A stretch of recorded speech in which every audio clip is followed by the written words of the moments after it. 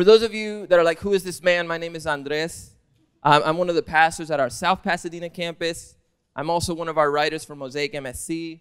One of my favorite things to do, I get to teach Old Testament for Mosaic College. How many of you have done Mosaic College? Yes. My people, they overcame. You guys survived the gauntlet of Old Testament. Recently, I was kind of prepping for teaching a class on Genesis. And I don't know if any of you have attempted to read the book of Genesis, where it starts really pleasant. You're like, oh, creation, cool. And then it gets really intense. And it goes south, really like to Alabama south. It goes really bad.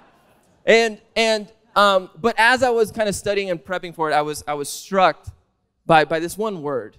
That it's a word that I feel all of us are familiar with, but for some reason I had never really dwelled on it. I had never really tried to like think about, what does this word mean? Because it pops up again and again and again. And it's this word blessed.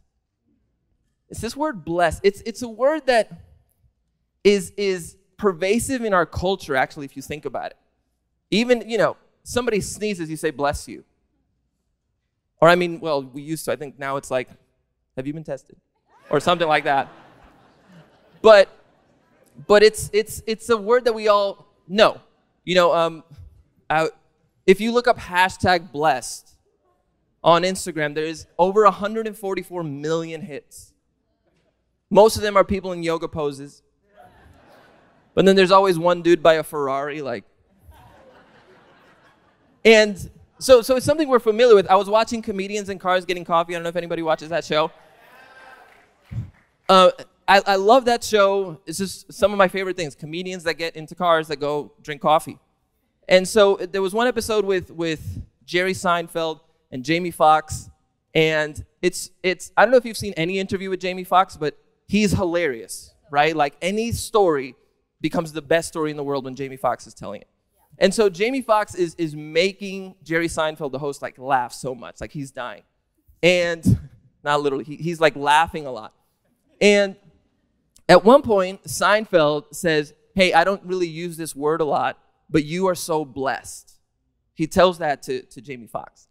And I understand why he has that caveat of I don't really use this word a lot, because I know, from listening to other interviews that Seinfeld is in the atheist, agnostic, worldview, and Jamie Foxx actually has like a Baptist Christian upbringing. So he's like, I'm going to try to use a word in your language. And he's like, you are just so blessed. There's something about the way that you tell a story, the way that you're making me laugh so much, that makes me think this person is just so blessed. And so all of these things, like this word that exists in popular culture, but it also exists in the faith conversation. And I wonder if we really understand its meaning. Because oftentimes when we talk about the word blessed, it sounds a lot like the word luck. Or it sounds a lot like when we say I'm really blessed, it's almost like I'm really fortunate. Something good has happened. I'm really blessed, and so I need to take a picture now and let people know. But if we go to the source, if we go to the scriptures, if it's a word that comes from this space, maybe we should start there. And it actually is a word that occurs so early in the story of humanity, in God's story of creating humanity. And it's the book of Genesis chapter 1. And the first time it occurs is in 1:22, when God creates the fish and the birds. It says, then God blessed them, saying, be fruitful and multiply.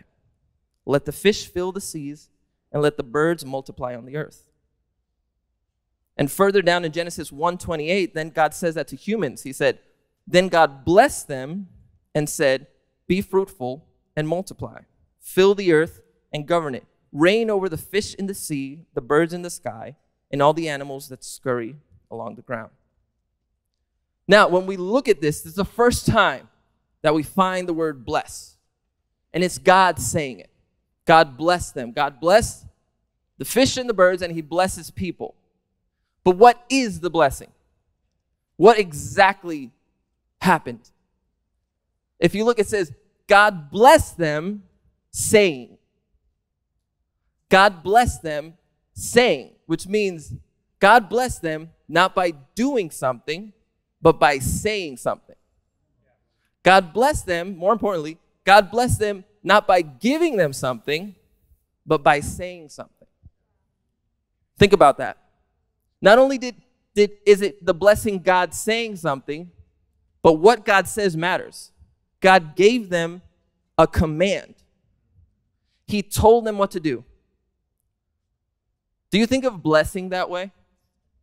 When you think of blessing, if I come to you and I'm like, God has blessed me today. Hey, God blessed me. You'd be like, did you get a Ferrari? Did you get a house? How did he bless you? Did he provide, groceries for you? Did he heal you from a sickness? Did he do this thing for you? Did he give you something? And if I come to you and be like, no, he told me what to do. You'd be like, I don't know if that's a blessing. Sounds like a curse. But here in the scriptures, in this story, the blessing is what God says. God blessed them saying, and what does he tell them? Be fruitful and multiply. Be fruitful and multiply. He tells that to the fish and to the birds, but then he also tells it to people. And if I were to summarize that, this idea of being fruitful and multiplying is that God gives his creation the capacity to increase. He gives his creation the capacity to increase. And when we read the book of Genesis, it's much more than just two people in a garden. There's layers and layers of meaning in the story of Genesis. So it's not just about these two people and what happens in the garden. This is the story of humanity. Adam and Eve is us. And being fruitful and multiplying is not just about having babies. That's implicit. But it's not just about that. It's much deeper than that. The book of Genesis, because it's the first book of the Bible, which matters, it's essentially establishing the rules of the game. And when you talk about establishing the rules of the game, you're basically defining reality. So when God creates somebody, when God gives somebody a command, it's not just he wants them to do something. It's essentially telling them, this is how you operate in this world. This is how you move, and this is how you're going to thrive in this world, in this reality that I've created. Because being blessed is not about what happens to you, but it's about what happens through you.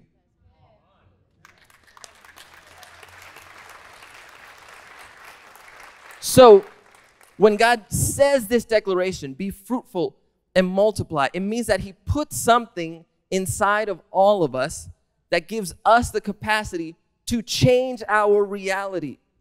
It gives us the capacity to change our surroundings. He gives us the capacity, as I mentioned, to increase, which means to move forward, to develop, to not stay stagnant. It's almost as if God's blessing is a seed. It's almost as God is giving all of us here. Here's your seed, here's your seed. Your seed is an allotted portion of time and space that is now your stewardship. You're entrusted with increasing it. You're entrusted with developing it. You're entrusted with taking it somewhere. And that's going to look different for all of us. For some of us, you have a special skill in finances. For some of us, you're really good with relationships. For some of you, you're really creative. For some of you, you're really artistic. But the point is, you take what you have and you increase. You take what you have and you move forward. Many, many years ago, about 15, 17 years ago, I think, Pastor Carlos, my cousin, and I immediately start laughing. We were in a band. My voice cracks. I'm just all over the place. We were in a band. And some of you know of our band Radial, but you don't know of our band before that. Before that, when we were even younger, we had a band called Saturday. And we were called Saturday because our parents only let us play on Saturdays. That was our limitation. That was our portion of time and space that we had. So we had this band, and we would play in random school events here and there and all this stuff. And one time the whole band, which was mostly family because it was me, Carlos, his brother, and then like 2 friends. So it was mostly family. And we all went on vacation together. And we visited our aunt's house. And in the basement of the house was all these instruments. And so we're like young and stupid. And so we just go and we're like playing all the instruments, going crazy. Like not necessarily playing our music, just playing music and jamming and having fun. At one point, Carlos had a flute. Carlos doesn't play flute, but he's, getting a sound out of it somehow. And so we're just having fun. And unbeknownst to us, like we're not really aware of this, a distant family member that we met that day is there. His name is Sean, or Uncle Sean. He's actually like our 3rd cousin. But when you get to 3rd cousin, you're like, it's just uncle. We're not gonna be calling you 3rd cousin Sean. So Uncle Sean is there just watching us. And at some point, we pause and we're like, is he just gonna stay there the whole time? Okay. So we're just playing our instruments and then we leave. We go to the park or something.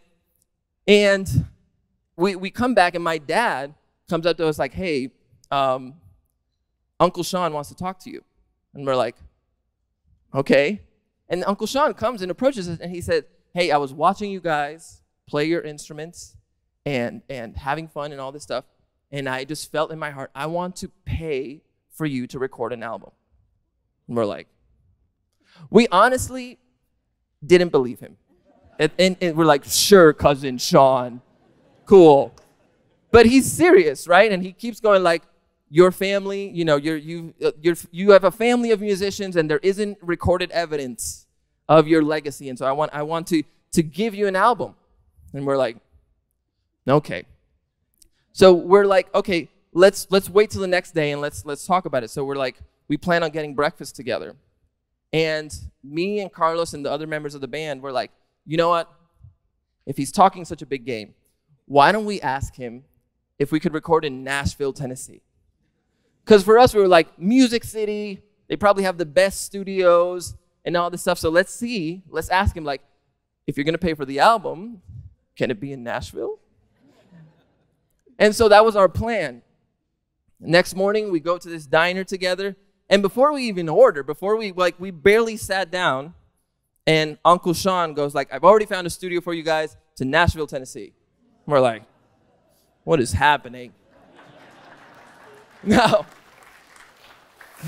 this was a pivotal moment for us.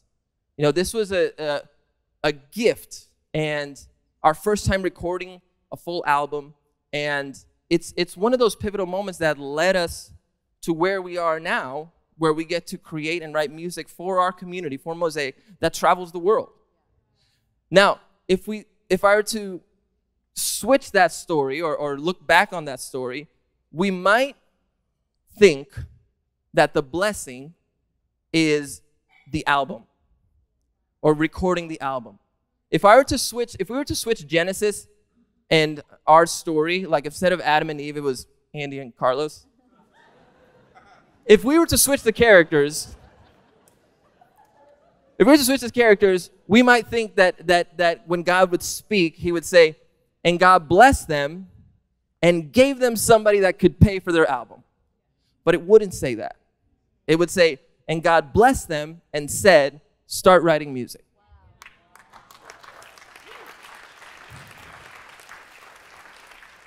And God blessed them and said, start working on your craft. And God blessed them and said, start getting better at this skill. So that what? So that will lead to an increase. See, that's what happens to us oftentimes. We confuse God's blessing with the increase. We want the fruit. We want what the blessing leads to. But really what we need to start doing is walking in the blessing that God has given us.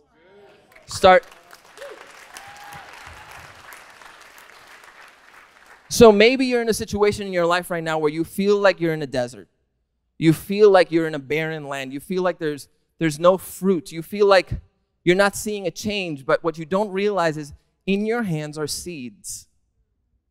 In your hands lies the capacity to begin to change your reality.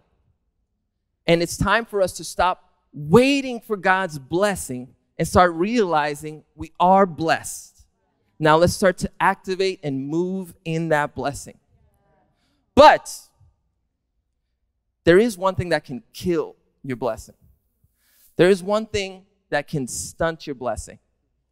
And I want to illustrate this to you by looking at the story of a man who had, let's say, a complicated relationship to blessings. His name was Jacob. Now, Jacob is a twin. He's a younger twin. He and his brother Esau were both born on the same day, except Jacob was born slightly after. And in those times, in the biblical times, in the ancient Near East, the older son was entitled to a blessing.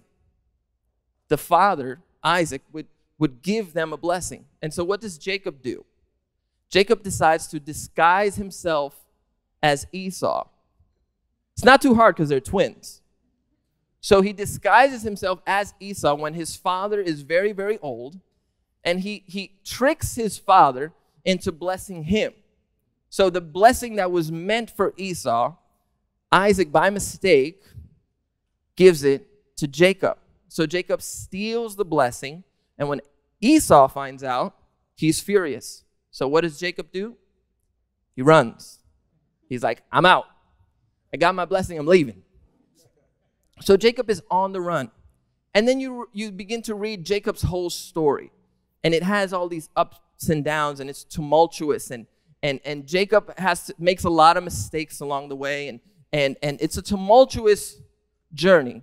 But Jacob decides at one point, I'm going to reconcile with Esau. I'm going to try to make things right with Esau. So what does he do? He starts to travel back. Now he has a family and possessions and kids and all these things. And what he does is he sends them ahead. He sends everybody ahead to go meet with Esau. I guess he was scared. So he sends everybody ahead, and then he's left alone. And so look at what happens then at that moment. It says in Genesis 32, this left Jacob all alone in the camp. And a man came and wrestled with him until the dawn began to break.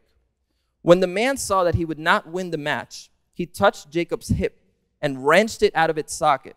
Then the man said, let me go, for the dawn is breaking. But Jacob said, I will not let you go unless you bless me. What is your name? The man asked. He replied, Jacob. Your name will no longer be Jacob, the man told him. From now on, you will be called Israel, because you have fought with God and with men and have won. So what happened in this story? Jacob is left alone as he sends his family and his possessions and everybody to meet with Esau, and all of a sudden a man just starts wrestling with him. And somehow, this man, for some reason we're not sure, has some sort of divine authority. He's either a divine messenger, or he's an angel, or he's God. But there's something about this person that Jacob realized, I need to get a hold of this person. And he starts wrestling with him. He does. He starts wrestling with him. He's like, I can't let him go. And then what does he ask of this man? He asks him, I'm not going to let you go until you bless me. And a part of me wants to be like, my man, you're still with the blessing. You stole a blessing. What happened? Why are you still asking, like, that's all you want forever, just everybody to bless you? And it's like, why is Jacob in this moment just wrestling with God, wrestling with this divine person? And when he has the opportunity, what he asks him is to bless him. Why? Because there's one thing that will kill your blessing, and that is comparing your blessing to somebody else's blessing. There's one thing that will kill your blessing is when you try to be who you're not supposed to be. You see, Jacob's story started with him faking it. His dad asked him, what is your name? And Jacob says, Esau. He says, I'm my brother. And he steals his blessing. But what happened? That fake blessing, that counterfeit blessing, has left Jacob unsatisfied, disappointed. It hasn't worked. There's even been success and increase and etc. in his life. You could be having success and increase in your life. But if it's a counterfeit blessing, if it's not who you were meant to be, if it's not who God created you to be, it's going to leave you unsatisfying and wanting. And so Jacob in this moment decides, I'm going to wrestle with God. And what pulls him to want to wrestle with God? I have a feeling that Jacob was done faking it. He was done pretending to be somebody he was not. And so when this divine person, when God asked him, what is your name? Jacob says, Jacob.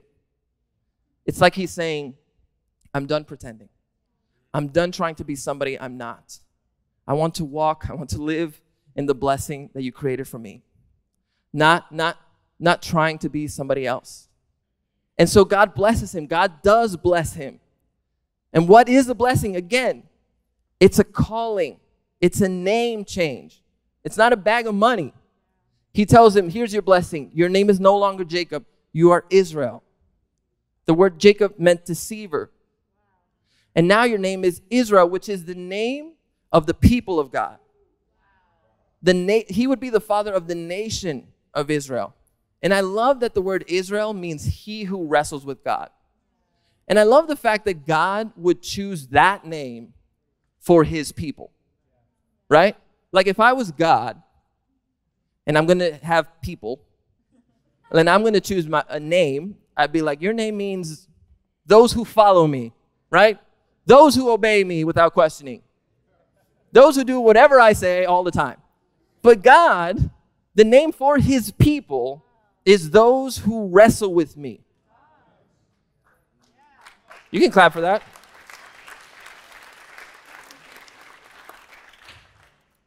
So you need to ask yourself, are you wrestling with God?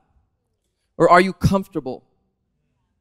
Are you wrestling with God? Are you having honest conversation with God where you're like, you know what, the gloves are off, it's you and me. Let's go. Let's go. The idea of wrestling with God must be terrifying, right? I mean, basically, Jacob got this name because he didn't die. It's like, you have this name because you didn't die, you made it, congratulations. Wrestling is this idea of engaging actively with life, not being passive with life, not just accepting things, but wrestling, being proactive. I have these friends, maybe some of you have heard of them, Jackie and Jeremiah Figueroa. They have the same last name as me, no relation, just we love each other. But those of you that know Jackie and Jeremiah know that they recently made a big shift in which Jeremiah stopped being he had a regular job with a great salary, but he has a gift to cook. He's a great chef. If any of you have tried his food, you're like, you have a blessing for food. It has increased in my belly. So Jeremiah has made this leap into now I'm going to try to be a chef. I'm going to start my own business, and it's a great risk. They've been at it now for 8 months. And I was talking to him last week, and he tells me it's difficult, but it's good difficult. It's the right type of hard. It's the right type of challenge. Because before, I was working really hard in something I wasn't passionate about. Now I'm working even harder for something that I love doing, for something that I feel like I was created to do. You see, Jackie and Jeremiah, they're wrestling. It's not just success and blessing and amazingness all the time. It's difficult. Wrestling, I don't know if you've ever seen wrestling, but wrestling sometimes, you know, you're in a chokehold and you're like, I can't take it. Sometimes you're winning, you're on top, right? There's ups and downs with wrestling. Sometimes you're jumping from the top rope, and you're like, oh, I'm the king of the world. Like, sometimes wrestling, you're crushing it, but sometimes you pass out. You know, but that's what this difficult thing called living a life of faith looks like. You see, you can't really pursue the type of life that God is calling you to live without risk, without risking, without stepping into something that you're not 100% sure how it's going to work. You see, Jackie and Jeremiah have moved from this stable income to now they're not 100% sure what their income is going to be in 3 months, 6 months, 8 months, because it's based on these gigs, and it's based on how well it sells, and it's based on all of these other factors. See, they are wrestling with life. And lastly, I want to share a story with you in the book of Genesis about this man, Abram. This is Jacob's grandfather. And he also has an interesting relationship to blessing. In Genesis 12, verses 1 to 3, it said, "The Lord had said to Abram, 'Leave your native country, your relatives, and your father's family, and go to the land that I will show you. I will make you into a great nation. I will bless you and make you famous, and you will be a blessing to others. I will bless those who bless you and curse those who treat you with contempt. All the families on earth will be blessed through you.'" So here we have this moment in the scriptures where God just appears and blesses Abram. If you were to read one chapter before, nothing is happening with God and Abram. You would think like, was there a build up to this? Was there why is God blessing? And it's just the starting point. This is the beginning of Abram's story. God just shows up and says, "Hey, I'm going to bless you." See, this is important because to become blessed or being blessed, it's not the end goal, it's the starting point. You begin blessed. You start from a place of being blessed. The end goal is not to be blessed. The end goal is to become a blessing. The end goal is that you would move in such a way in your blessing that as God allows you to be fruitful and to multiply and to increase, that you then would become a blessing to other people. I love so much that we here at Mosaic, we just love to embody this. I love so much that we just had a team that came from Malawi, Africa, and they built the best school that country has ever seen. They built a school in a village that is providing electricity for the first time in their history. I love that Pastor Kim and her team and Pastor Irwin are always leading the charge, and our goal isn't to come here to be blessed. Our goal is to come here and understand and wrestle with the idea of how do we become a blessing? How do we move into this plane in which we're not seeking to get something for ourselves, but we're seeking to serve others. We're seeking to bless others. In our community, there have been people such as Lisa Ma and Tim Albert, people that I know that were on the front lines of the COVID pandemic. That they were not only treating people and serving people, but they were developing treatment and research that has benefited the whole nation. I love that in our community, we have people like Jack and Mary Ross that work with children immigrants. That when immigration is such a hot button topic and everybody has opinions on how it should be done or how it's supposed to work or all these things, we have people here that are just doing the work. They're just going and they're saying, we're going to be a blessing. A couple weeks ago, we had the privilege of touring, we had a trip with Mosaic MSC. And this was our first time traveling again since the pandemic. We went to a couple places. We went to Springfield, Missouri, and then we went to Austin, Texas. And in Austin, Texas, we were at this student life camp for a whole week. And it was such a beautiful experience. There was about 1,500 high school students, and they just were so engaged in worship, and they were so much fun. And one thing that was awesome is that we had one of our worship leaders, LJ, joining us. And I know you know LJ, he's leading worship here. But one thing was interesting is that LJ has a beautiful story because he came to Jesus here at Mosaic. And before really knowing of Jesus, he had kind of no semblance of Christianity or church or anything like that. For him, it was just a thing to make fun of, in his own words. and so he came to faith here. But LJ comes from a world of being a child actor. And he came to fame on the Disney Channel. And I wasn't aware of this. I mean, I was aware of it. I wasn't aware of how big of a deal it was.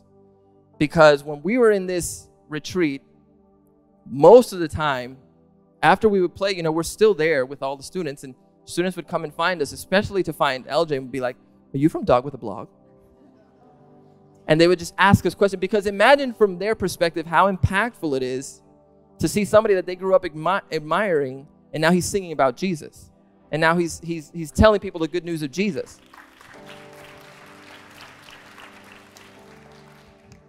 So every 5 minutes, whenever we were out in public, some students would come up. I may or may not have put a towel over LJ's head at some point to just move through the hallway, because I was like, I can't keep stopping every 15 seconds. But at one point, we found a little corner to kind of like still be together, but kind of stay hidden, you know. And we were just playing board games one night, and some students found us still. But this one particular kid comes up to us, and he's about 12 or 13. And he just comes up to us and he starts speaking to us over the whole group, but he's speaking to LJ. And he says, hey, I just want to thank you for talking to my brother. And he says, because my brother, he's been struggling a lot lately. He's been going through a hard time, and you saying hi really meant a lot. And then he just starts crying. And it was such a sweet, tender moment. And so we all embrace him, and we're like getting to know him, getting to know his story. And I love this so much because LJ is somebody who has decided to become a blessing to people. Instead of just saying, I'm going to use my blessing and I'm going to increase and find success, which he very much can, in other arenas, he says, I'm going to use this to be a blessing to people. You see, when you understand that your starting point is that you are blessed, then you don't have the need to go out there searching for a blessing. You begin with blessed. You begin with blessed. You are blessed. See, God calls you, God sees you, and God knows your name, and he gives you a blessing. Now he says, go. Go run with it. Go activate it. Go walk in it and become a blessing to everybody you meet. I want to make an invitation to everybody in this room, and that's to experience the greatest proof of God's blessing in your life, and that is Jesus. You see, Jesus is the ultimate proof. Him giving his life for us, him dying on a cross for our sins, is the ultimate proof that our starting place is blessed, because God already loves you. God is already for you. You don't have to earn that part. You don't have to live up to that part. Abram started his story blessed. When we see Adam and Eve, first thing, he blessed them. It begins with blessing. Now the question is, do you want to say yes to God's blessing? Do you want to say yes to the type of life that God is calling you to? So I'm just going to ask everybody in the room to just bow your heads. And I want to make an invitation to those of you that want to say yes to the life that Jesus is calling you to live. For those of you that want to, in this moment, give your life to Jesus. And if that's you, and you're tired of faking it, you're tired of pretending to be something that you're not, and you want to be yourself and live in the blessed life that God has given you, I'm just going to ask you that you say a short prayer, and that is, Jesus, I give you my life. Just there in your chair. Jesus, I give you my life. And if you made that prayer, I just want you, as all the eyes are closed and heads are bowed, I just want you to raise your hand so that I could pray for you. I see you. I see you. I see you. Amen. I see you. And now I want to pray. If you could just keep your hands up. I want to pray that you would walk in the blessing that God has given you. God, I thank you so much for the gift of life. I thank you so much, God, that with you we begin blessed. We begin loved. We begin accepted. And God, all we need to do, all you're asking us to do is to live in that reality, to live in that truth. And God, I pray for everybody that has raised their hands this morning, God, that your love, your blessing would become every day a more and more present reality in their life. God, I know that they've only told you, Jesus, I give you my life, and this is the beginning of a lifelong conversation, God.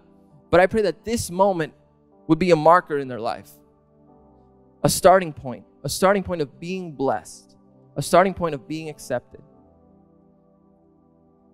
And God, I want to pray for everybody else in this room, God. God, I pray that no blessing would lay dormant.